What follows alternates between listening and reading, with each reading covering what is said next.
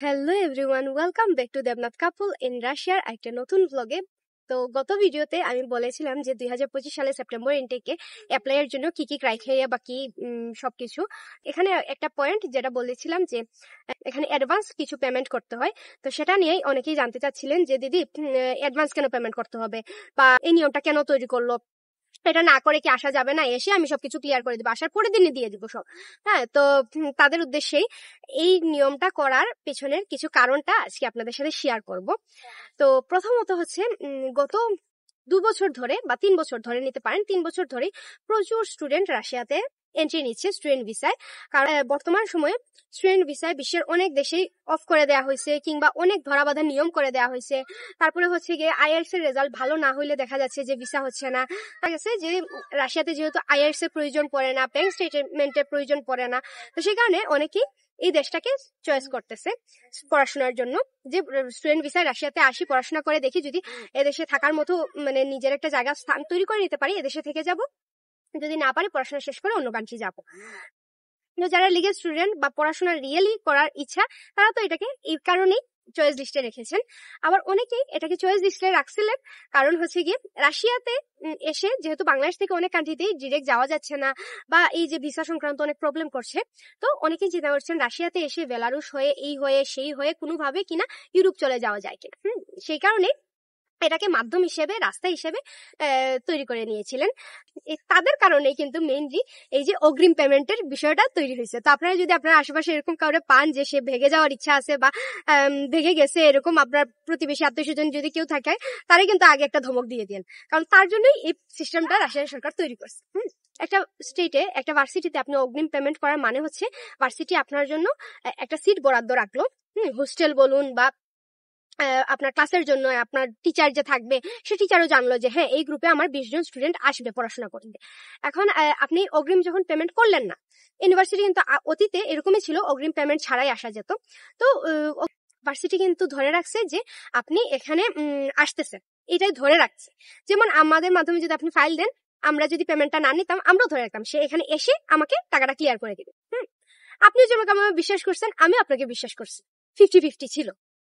কিন্তু এই যে এরকম অনেক স্টুডেন্ট আছে যারা রাশিয়াতে ঢুকছে, হ্যাঁ লাস্ট এরকম 2 বছরই এরকম হয়েছে, রাশিয়াতে এসে ঢুকছে, মস্কোর এয়ারপোর্টের ভেতর থেকে সে গায়েব হয়ে গেছে। সে হয়তো মস্কো থেকে অনেকটা দূরে একটা স্টেটে আসার কথা ছিল কিংবা মস্কোতেই কোনো ভার্সিটিতে এন্ট্রি নেওয়ার কথা ছিল, সে ওইখানে ঢুকার পরে মানে এয়ারপোর্টের থেকে কোথায় গায়েব হয়ে গেছে, ভার্সিটি তার কোনো খবর নাই।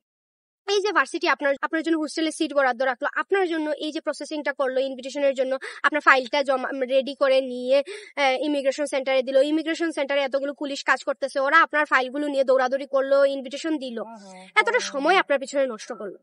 তারপরে আপনার মনে হইলো, অনেকেই আছে যে আমার মনে হয়েছে আমার ভালো লাগতেছে না, আসবো না রাশিয়াতে।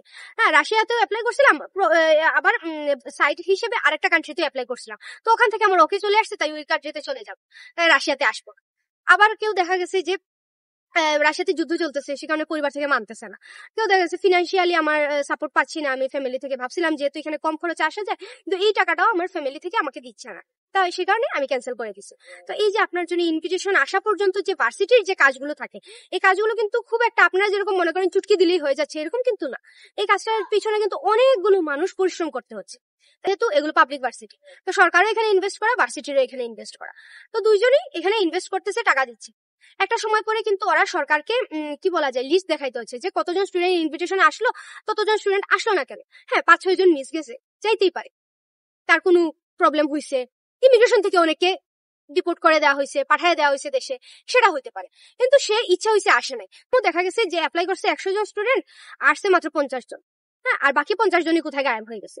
তো এই যে 50 জনের জন্য কিন্তু তারা পরিশ্রমটা করছে, তো কি কারণে পরিশ্রম করলো, মানে ফ্রিতেই। তো সেই কারণেই কিন্তু এই অগ্রিম পেমেন্টের সিস্টেমটা করে দিছে। তো এখন অনেকেই ভয় পাচ্ছেন যে দিদি অগ্রিম যদি আমি পেমেন্ট করি, আমি পেমেন্টটা কি পরবর্তীতে আমি যদি না আসি রাশিয়াতে, সেটা কি ব্যাক পাবো? হ্যাঁ, অবশ্যই পাবো। রাশিয়ান রুলস অনুযায়ী এই যে অগ্রিম পেমেন্ট, টিউশন ফিটা যে পেমেন্ট করছেন, এই টাকাটা কিন্তু রাশিয়ান ইউনিভার্সিটি গুলো আপনাকে দিতে বাধ্য, কারণ ওদের রুলসে আছে। কিন্তু কখন, সেটা একটা বড় প্রশ্ন। যদি আপনার ভিসা না হয়ে থাকে, আপনি এমবাসি ফেস করছেন, আপনার ভিসা না দিয়ে সেখানে একটা সিল দেয়, আপনারা সবাই জানেন রাশিয়ান এমবাসি থেকে একটা সিল দেয়, সেই সিলটা যদি পড়ে তাহলেই কিন্তু আপনাকে এই অ্যামাউন্টটা ভার্সিটি থেকে ব্যাক দিবে। কারণ যখন আপনার ভিসাটা ক্যান্সেল হয় তখন কিন্তু তো আপনার হয়ে এখানে যারা আছে রাশিয়াতে, সে কিন্তু ভার্সিটিতে গিয়ে আপনার হয়ে দরখাস্ত করতে হবে, আপনার পাসপোর্টের কপি, হ্যাঁ আপনার পাসপোর্টের ট্রান্সলেট কপি, তারপরে হচ্ছে দরখাস্ত, অনেকগুলো দরখাস্ত থাকে একটা হোস্টেলের জন্য, ভার্সিটির জন্য, এই জন্য সেই জন্য অনেকগুলো দরখাস্ত করে দিতে হয় ভার্সিটিকে। সেই ভার্সিটি কিন্তু এগুলো সব অ্যাকাউন্ট অফিসারকে দেয়, ওরা কিন্তু সব প্রসেসিং করে এই টাকাটা ব্যাক দেয়। তখন যখন আপনার ভিসাতে ক্যান্সেল সিল দেয়া আছে যে আপনি ভিসাটা পাননি, তার মানে কি এমবাসি আপনাকে যাচাই বাছাই করে দেয়নি, কারণ ভার্সিটি আপনাকে দেখে নাই, আমরা যারা ফাইল দিছি আমরা আপনাকে দেখি নাই, দেখছে কি এমবাসি। এমবাসি আপনাকে পছন্দ হয় নাই বা আপনাকে মনে হয়েছে আপনি লিগ্যাল স্টুডেন্ট না, জেনুইন স্টুডেন্ট না, তাহলে ভার্সিটি কিছু করার নেই, তখন ভার্সিটি কিন্তু আপনার এই টাকাটা দিতে বাধ্য। কিন্তু এখন যদি আপনি মনে করেন আপনার মনে হইলো ফ্যামিলি থেকে বলতেছে আসবো না, অন্য কান্ট্রিতে হয়ে গেছে আসবো না, কিংবা রাশিয়াতে যুদ্ধ চলতেছে এই জন্য চিন্তা ভাবনা করে দেখলাম না রাশিয়াতে আসবো না, তাহলে কিন্তু এই টাকাটা ফেরত পাবেন না। কারণ আপনি আসবো না, এটা আপনার এই 2-2.5 মাস যখন প্রসেসিংটা হচ্ছে তখন আপনার মনে হয় নাই, আপনি তখন একবারও বলেন নাই যে ভার্সিটিকে বলো আমার অ্যাপ্লাইটা স্টপ রাখতে, আমার প্রসেসিং গুলো না করতে। কিন্তু যখন আপনার সবকিছু হয়ে আসলো তখন আপনার মনে হইলো আপনি আসবেন না।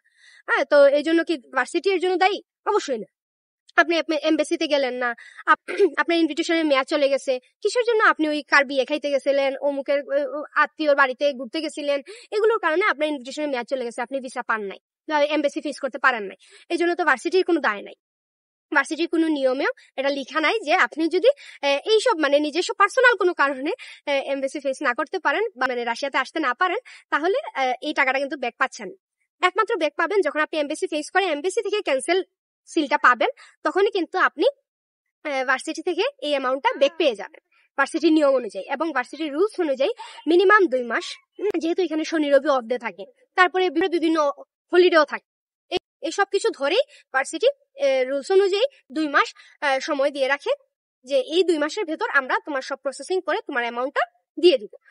তো সেই কারণে অনেকে আমাকে যখন মানে অন্যান্য স্টেটে অ্যাপ্লাই করতে যাচ্ছেন, তো আপনি চাচ্ছেন মস্কোতে অ্যাপ্লাই করতে, কিন্তু আপনি আমার ভিডিও দেখছেন, আমাকে বিশ্বস্ত মনে হয়েছে বা আমি আপনার পরিচিত হয়তো এলাকার কেউ, তাই আমাকে বলতেছেন যে দিদি একটু আমার অ্যামাউন্টটা পেমেন্ট করে দিলে ভালো হয়, দাদা একটু পেমেন্টটা করে দিলে ভালো হয়, আপনারা যেহেতু এখানে আসেন আপনাদের ব্যাংকে আমি বাসায় টাকাটা দিয়ে দিচ্ছি, আপনি একটু দিয়ে দেন না। তাদের উদ্দেশ্যে বলবো, বাই চান্স যদি আপনার ভিসাটা না হয়, আমরা কিন্তু আপনার হয়ে ওই ভার্সিটিতে গিয়ে বা ওই স্টেটে গিয়ে দরখাস্তগুলো করবো না, বা এই যে ফাইলটা রেডি করতে হয় সেটা করে কিন্তু দিব না। সেই কারণেই আমরা বলি যে না, আমরা অন্য স্টেটে পেমেন্টটা করতে পারছি না। তো অনেকেই হয়তো খারাপ ভাবেন যে ওরা রাশিয়াতে থাকে এতদিন, ওরা কেন পেমেন্টটা করতে পারতেছে না, এটা কোনো কথা? তো এই কারণেই হচ্ছে মেইন কারণ যার জন্য যে অন্য স্টেট থেকে আমরা পেমেন্টটা করতে পারছি না। কারণেই কিন্তু মেইনলি ভার্সিটি যে এই অগ্রিম পেমেন্টের বিষয়টা তৈরি করে নিছে। যেমন আমাদের স্টেটে অনেক ইউনিভার্সিটি আছে অনেক আগে থেকেই বাংলাদেশি স্টুডেন্টদেরকে নেয় না, কি কারণে? এই কয়েকটা কারণেই হয়তো ওদের কাছে মানে ব্যাড ইমপ্রেশন তৈরি হয়েছে, এই জন্য ওরা বাংলাদেশি স্টুডেন্টদের ফাইলই নেয় না। আর যে ইউনিভার্সিটিগুলো নেয় এই প্রসেসেই গত 3 বছর ধরেই যেহেতু আমরা স্টুডেন্টদের নিয়ে কাজ করতেছি, তো এই 3 বছর ধরেই যারাই আসছে সবাই কিন্তু অগ্রিম পেমেন্ট করে আসতে হয়েছে, কারণ ভার্সিটি প্রথম থেকেই এই নিয়মটা আমাদেরকে তৈরি করে দিছে যে তোমরা ওদেরকে বলতে হবে যে অগ্রিম আমাদেরকে পেমেন্ট করতে হবে, তা না হলে আমরা ইনভিটেশন লেটার দিব না। হ্যাঁ, অফার লেটার পর্যন্ত দিব, যেহেতু তার ফ্যামিলিকেও একটা মানে ক্লিয়ারেন্স দেখাইতে হবে যে হ্যাঁ আমাকে ভার্সিটি অ্যাকসেপ্ট করেছে। এখন প্রসেস বাকি হচ্ছে গিয়ে এই পেমেন্টটা করা।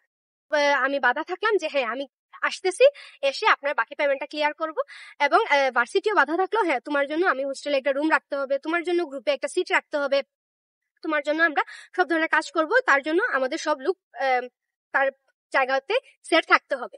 তো এটা কিন্তু একদিক দিয়ে ভালো যে আপনিও শিওর থাকলেন আপনি এসে এখানে সবকিছু ক্লিয়ার পাচ্ছেন, আর ভার্সিটিও ক্লিয়ার থাকলো যে হ্যাঁ সে আমার এখানে আসতেছে। আপনার ভিসা ক্যান্সেল হয়ে থাকে তাহলে তো অবশ্যই এই টাকাটা আপনাকে আবার রিফান্ড করেও দিচ্ছে। এই হচ্ছে অগ্রিম পেমেন্টের বিষয়টা। অনেকেই যেটা ভয় পাচ্ছিলেন যে পেমেন্ট করব তারপরে কি আমি পেমেন্টটা ব্যাক পাবো কিনা, তো জেনে নিলেন কখন আপনি এই টিউশন ফিটা ব্যাক পেয়ে যাবেন আর কখন পাবেন না। তো যাই হোক, আজকের ভিডিওটা এখানেই শেষ করলাম, নেক্সট ভিডিওতে আবারও দেখা হবে, ততক্ষণ পর্যন্ত সবাই ভালো থাকবেন, সুস্থ থাকবেন, টাটা।